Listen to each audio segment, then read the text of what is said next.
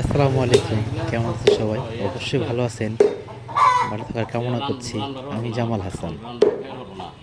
Manikganj singer অনেক বড় একটা বাজার। সবারই সুপরিচিত মুখ, সবারই সুপরিচিত বাজারটা। মানিকগঞ্জে সবাই চিনে এবং কি বাংলাদেশের নিচে সবাই চিনে এই বাজারটা। সেরা বাজার।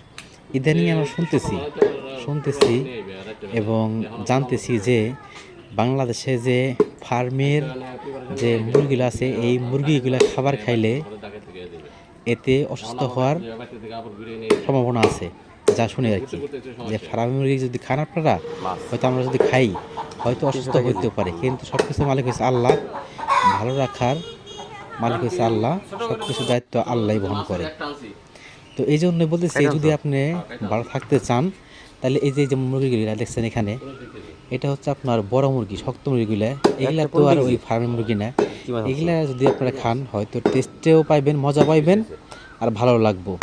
তো আমি তো এ নিয়ে দেখলাম যে আসলে না, মুরগিটা দেখতে শুনতে ভালো এবং পাক করার পর যে খাবারটা খাওয়ার পরে ভালোই লাগছে।